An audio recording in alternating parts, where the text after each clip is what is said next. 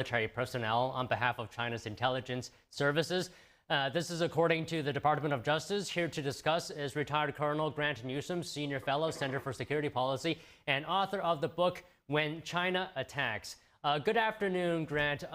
Tell us, what do you think could China be gaining from detailed personnel information from Navy recruitment centers? Well, it gives you targeting information so that you can potentially approach and recruit U.S. service members to provide you with secrets. This is the spying game. The Chinese do it on a scope and a scale that you can hardly imagine. But this is just one aspect of a very multi-front attack, espionage attack on the United States. There's no part of American society, economic, military, scientific, political, that isn't under attack by the Chinese communists. It's on a scale nobody's even dreamed of. Okay, but talking specifically about this, what is actually in the naval base that may be of interest to Chinese intelligence?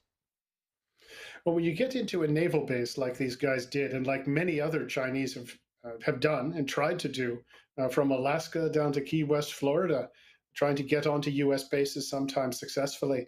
If you can take pictures of things, it helps the other guys' situational awareness, but also you look at ships, you see the radar arrays, you can see the way the weaponry exists, the way it looks laid out. It all helps. It's pieces of a puzzle that allows an adversary to really understand that who he's fighting and what he has as well. If we could get into a Chinese base, I assure you that with a camera and some electronic equipment, our guys could pick up all sorts of useful stuff. This is what militaries want to do. They want the information, but here the Chinese are coming all out to get it. It may seem innocuous. The guy just comes on and takes a picture of the post exchange or something. And what's the big deal? Well, to a trained collector, you can make a lot of this, and it will give you an advantage that will allow you to defeat your enemy if the time comes to actually fight him. Okay, but why are they? I mean, it looks like based on the DOJ complaint, it looks like these Chinese nationals were allegedly targeting lower level Navy recruits as opposed to targeting, higher level officers. Why is that? Well, who's going to be more a vulnerable target? A guy making $1,500 a month or a guy making $8,000 a month? You want your new people who are fairly naive often.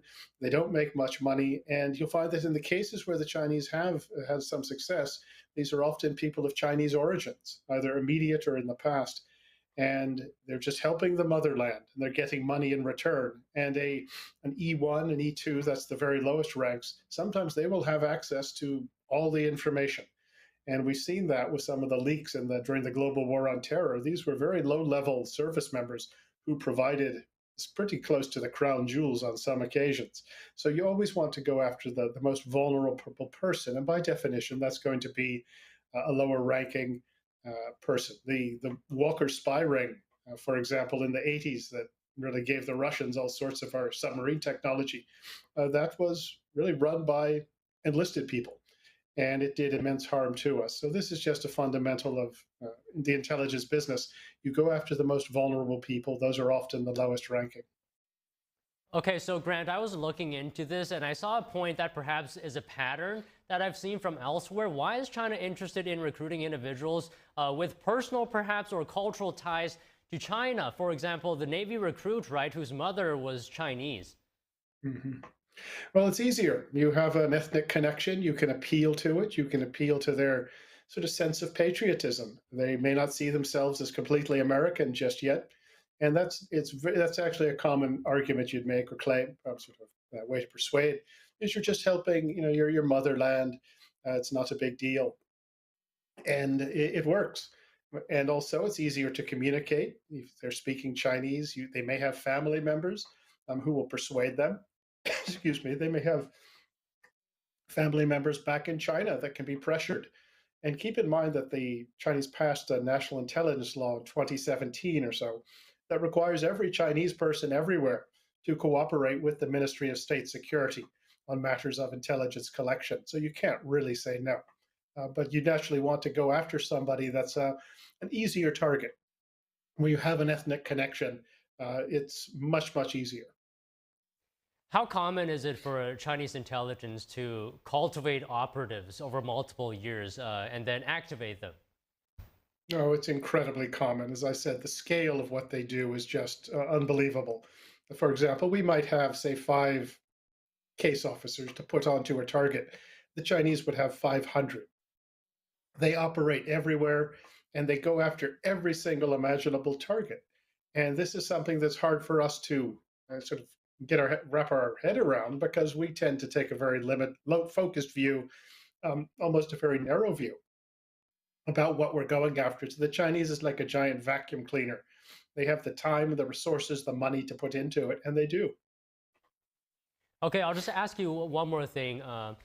I was watching that interview with Trump on Fox News the other day, and President Trump was asked about China's cyber attack and hacking activities. I don't know if you saw that interview. And then Trump responded saying something like the U.S. We're doing the same to China. So while I have you here, what do you make of that? Well, I hope we are. I'm not sure that we are. The Chinese have been immensely successful at getting into our networks, our critical infrastructure, getting into everything, as from C-17 blueprints to AI technology or our most sophisticated submarine technology. They've been able to get into all of that. As I said, I hope we can, but excuse me, you always wonder if we actually can. Obviously, hubris will get you in a lot of trouble, but I wouldn't underestimate the Chinese. Well, all right, Grant, thank you very much for your time today. Well, thank you very much for having me. The FBI has announced plans to relocate its headquarters to the Ronald Reagan Building complex in downtown Washington.